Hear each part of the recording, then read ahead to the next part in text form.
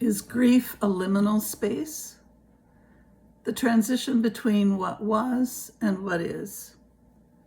I was scrolling through my streaming service one day when I happened upon a program that talked about liminal space.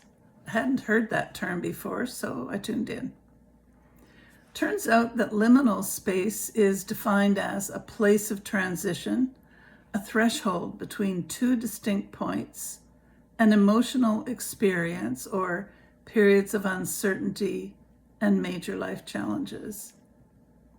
Liminal space is often recognized more as a physical space, normal places that sometimes are empty of people and activities, such as a school building after the teachers, students, and caretakers have all gone home.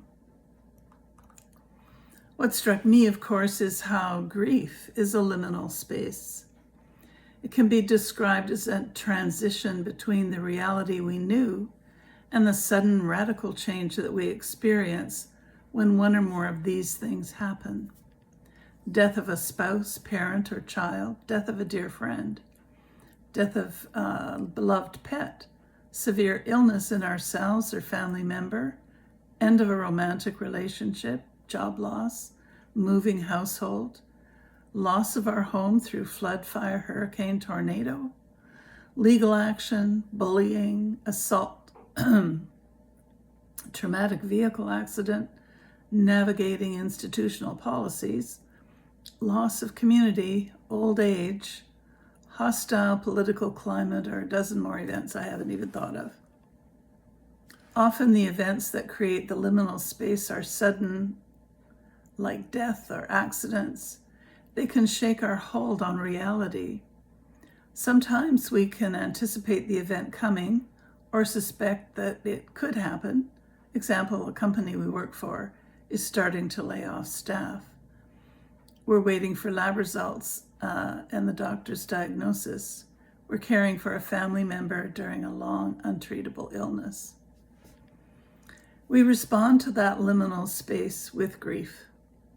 That grieving process has stages, building on Elizabeth Kubler-Ross's 5 stages of denial, anger, bargaining, depression, and acceptance.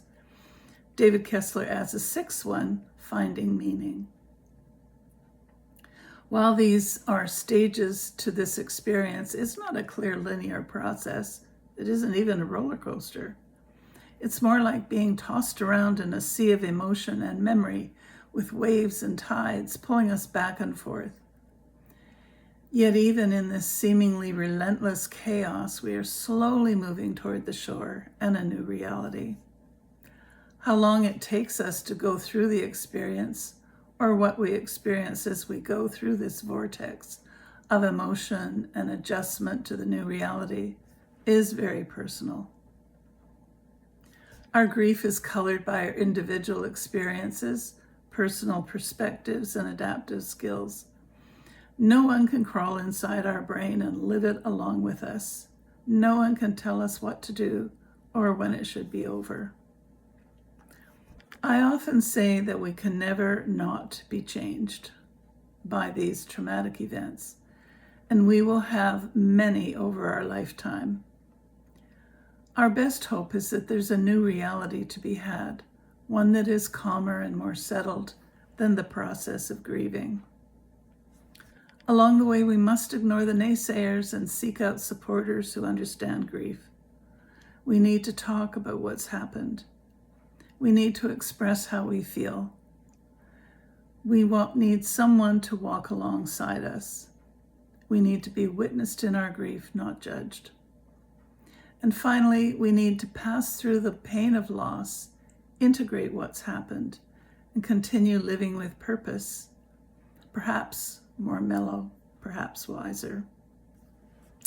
You can spread these messages by liking, subscribing, sharing to your network, leaving a comment if you wish. And if you want a more in-depth conversation with me and more coaching through your grief journey, I'm here to help. You can contact me through my website, letstalktogether.ca, or by email. The links are shown in the notes. I'm a grief coach, writer, and poet. I live in Victoria, BC, Canada. We can chat over video conference media. There is a light to guide you out of the darkness of grief. Be well.